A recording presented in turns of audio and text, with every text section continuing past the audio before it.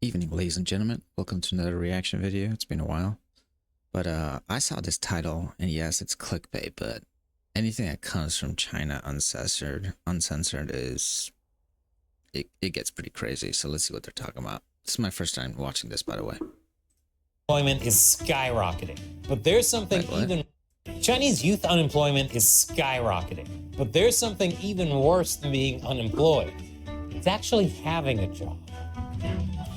Welcome to China Uncensored. I'm Chris Chappell. Don't forget to leave a honeypot emoji in the comments for the algorithm. If you don't, then For those of you who don't know, basically people started using Winnie the Pooh as a shaming tactic for Xi Jinping. I don't really know the history behind that, but I can only assume that it has to do with, I may be wrong, but the way he looks. But let's just say, I really don't know, honestly. I just thought it was always funny. I might have to find another job. And I certainly wouldn't want to do that in China. Not just because I'm pretty sure if I went to China, my job would be political prisoner.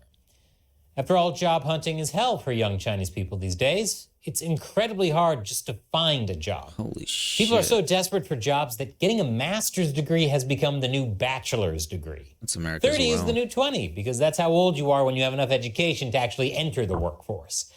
But you know what's just as bad as job hunting in China? Actually having a job. Thanks to China's notoriously long work hours, as well as widespread pay cuts, if you even get paid in the first place. What? At this point, protests over companies withholding wages are nearly a daily occurrence in China. But there's something else that makes having a job in China a nightmare. Non-compete agreements.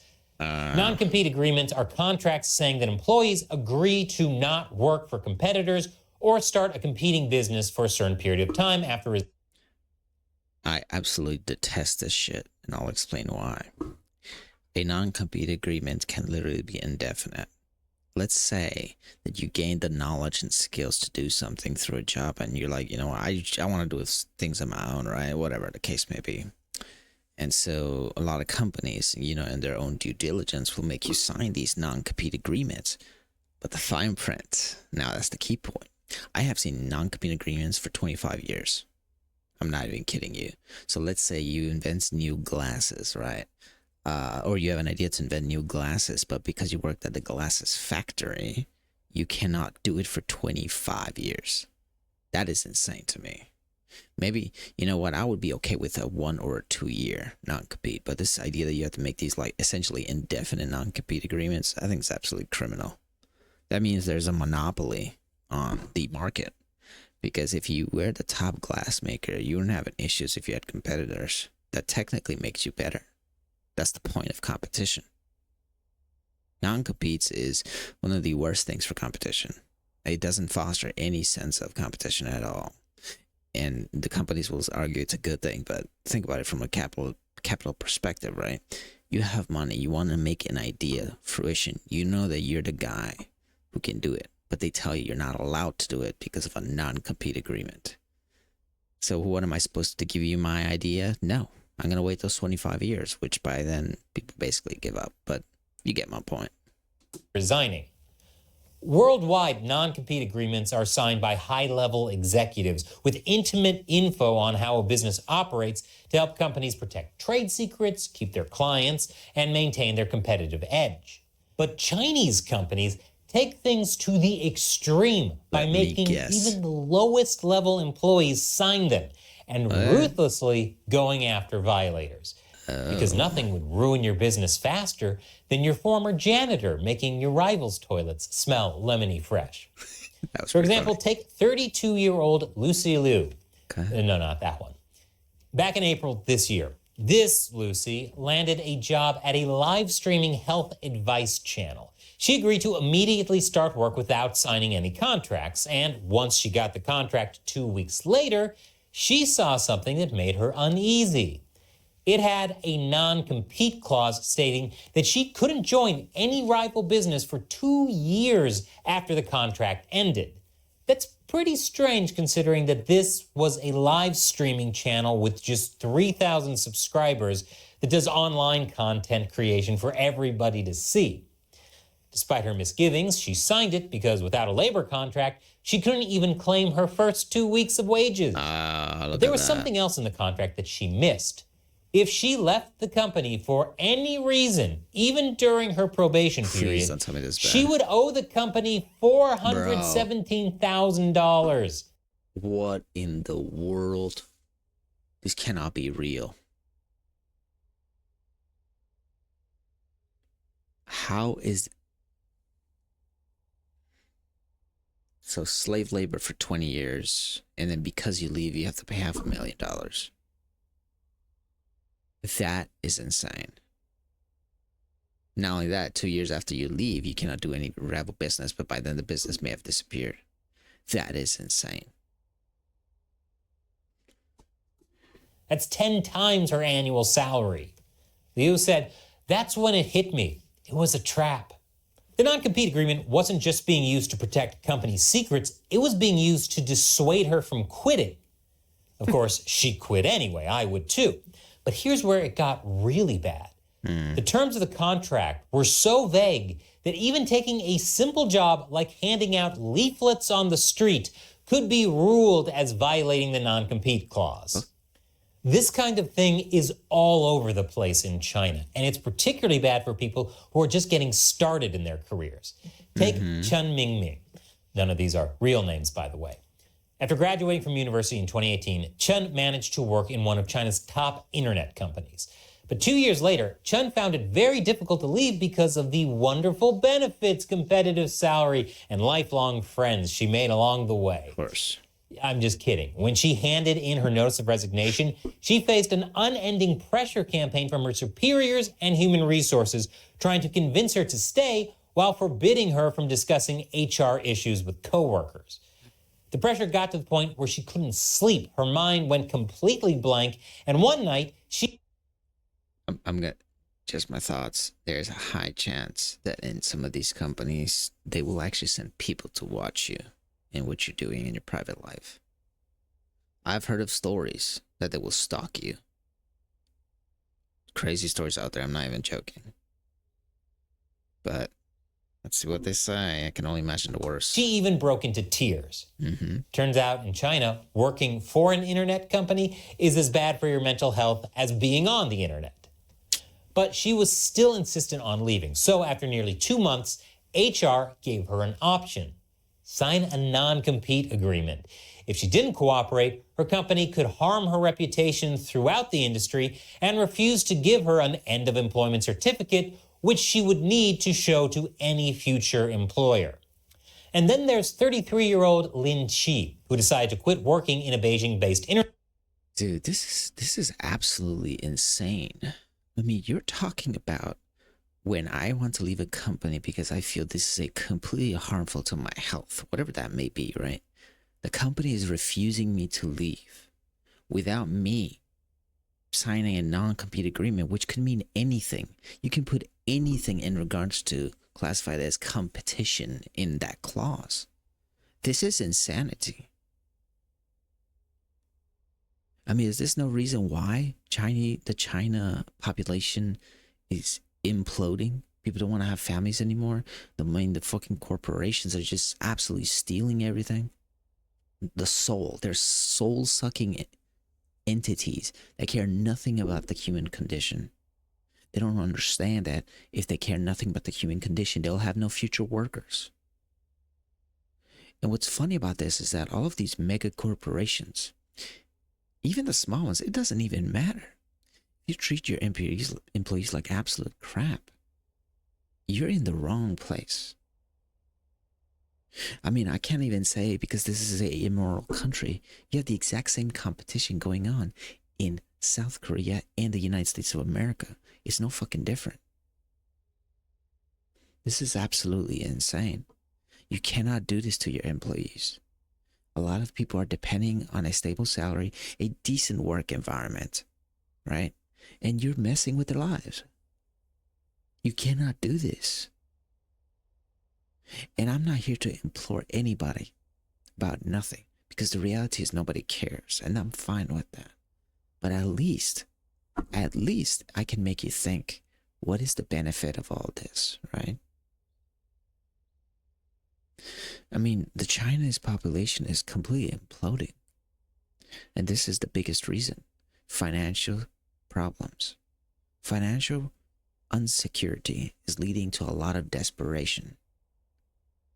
And the economy might look like it's thriving, but the reality is the population is not.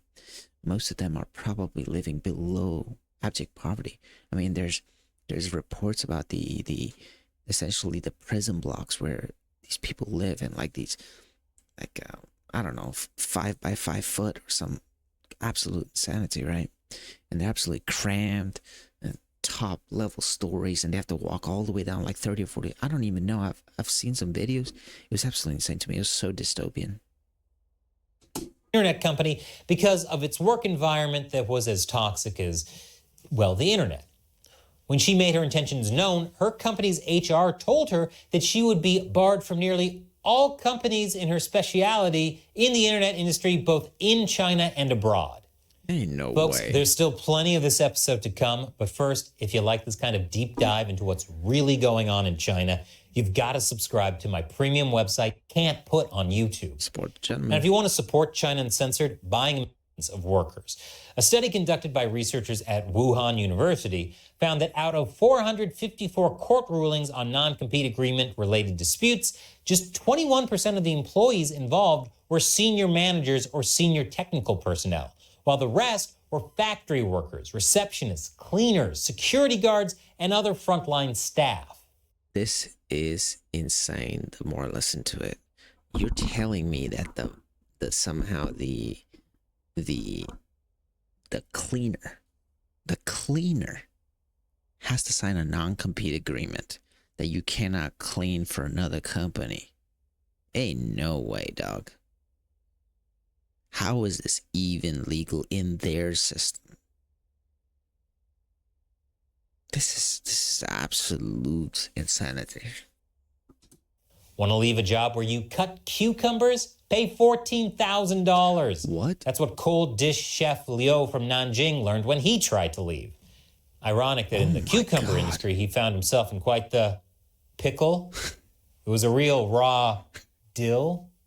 Non-compete agreement abuse is such a huge problem that state-run Beijing Youth Daily published an article criticizing it, pointing out that installers, salesmen, and even piano teachers are being forced to sign non-compete agreements. What in the Piano world? teachers, what trade secrets could they possibly spill? I know. If you tell anyone that Twinkle Twinkle Little Star has the same melody as the ABCs, we will ruin you. The article cited an example of a man by the name of Chen Liang. He took a job delivering materials to factories for a company that sold industrial belts between April 2021 and November 2023. But in June 2024, Chen received a letter from his former company's legal counsel saying that he owed them the non-compete compensation of over $5,000 and nearly $30,000. Oh. How do you owe a company to work for them that they pay you a salary? But the moment you're just like, I can't work in this environment, and they're like, nah, if you leave, you gotta pay us money. What in the world? If I had a company, I mean, this would be a blank statement. If I have a company and you decide to leave within 2 months, I'm not gonna charge you any money. The hell is going on here? $1,000 in breach damages. Keep in mind that his monthly base salary was just barely over $417. You're probably thinking that the justice system wouldn't put up with this, but remember, this is China, which has about as much justice as KFC's Double Down Dog has vegetables. It doesn't matter why you want to leave your job either. The state-run China Youth Daily showcased this issue. They talked about a man named Zhang Yun, who wanted to leave his job to help his unemployed wife, sick elderly father, and his children after being away from his family for 4 years. Damn. Zhang initially refused to sign a non-compete agreement, but was warned that this would affect the rest of his quitting process, so he went through with it. When Zhang stopped receiving the payments that were part of his non-compete agreement, he thought he didn't need to worry about it. Sadly, saying, don't worry about it in China is like saying, I'll be right back in a horror movie. As his family's savings started running out, Zhang looked for a new job. Suddenly, he was photographed a few days after joining the company, and his previous company subsequently initiated arbitration. Which goes to show that non-compete agreements in China are not about protecting company IP. It's about punishing people for leaving, even if they're just entry-level workers and interns, for the unforgivable crime of caring for their family. Companies are so obsessed with keeping people trapped that they'll resort to some insane, over-the-top measures, even if it costs them to do so. In one case, a man who goes by the name Zero claims that after he resigned in 2019, strange packages addressed to him arrived at his new office. Stalking. I knew it. This is insane, bro. The modern world is a death trap to anything sane. Absolutely. The idea being that he would sign the delivery receipt, which could be used against him in court. He also claims that his former employer used a barrage of pressure tactics, including hiring private investigators to tail him and take photos, tracking his car license plate, questioning of his friends and colleagues, and relentless anonymous calls.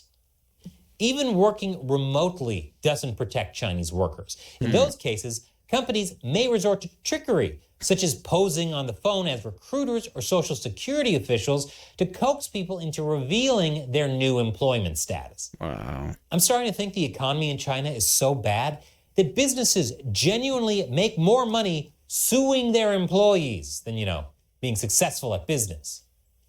Companies are also keeping track of where employees go and how to see if they're working for rivals. This actually worked out for the meal delivery giant Meituan back in 2017. Meituan somehow managed to get data from travel booking app Ctrip to show in court that its rival, Elima, bought a flight ticket for one of its former employees, and it won the case because of it. Companies stalking former employees has become so common that China Youth Daily reports many detectives who previously conducted marriage and family investigations have switched to investigating non-compete clauses, a task significantly easier than obtaining concrete evidence of infidelity. This in turn has made Chinese workers absolutely paranoid. Yeah. But on the bright side, it's making cheating a heck of a lot easier. Welcome to the golden age of adultery, China.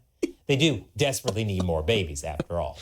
One guy even described how every day before he left the house, he would put on sunglasses, a face mask, and a wig.